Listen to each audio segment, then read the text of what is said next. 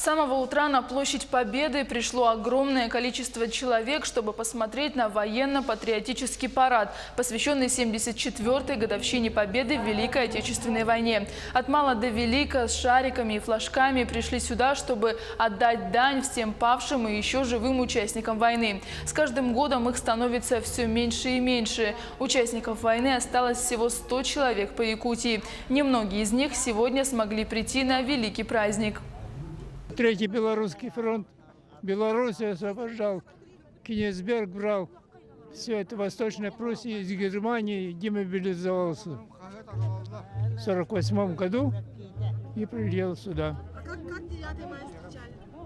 9 мая День Победы был, и нас в штаб дивизии ходили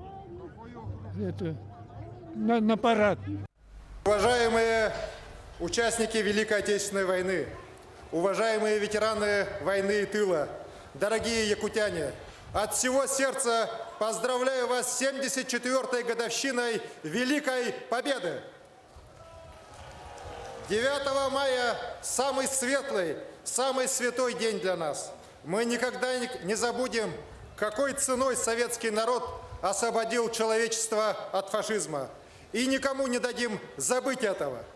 Героизм и мужество народа, вставшего на защиту своей Родины, это главная историческая правда о войне.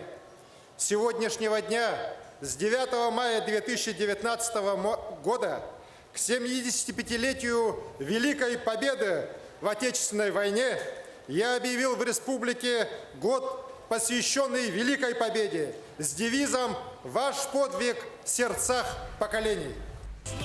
Якутяне приняли участие во всероссийской акции «Бессмертный полк». Жители республики присоединились к этой акции в 2013 году. А в прошлом участниками акции «Бессмертный полк» в Якутии стали более 45 тысяч человек. В 74-ю годовщину Великой Победы жители и гости столицы прошли по главным улицам Якутска до площади Победы, организовав 5 колонн. Само движение «Бессмертный полк» было организовано официально в 2012 году в городе Томск.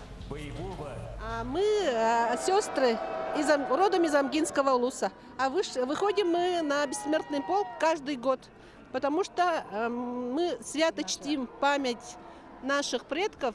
Данная акция дает для молодежи все-таки память о своих предках, но и стоит помнить все-таки все идеалы и мечты прошлого, за что воевали и как победили.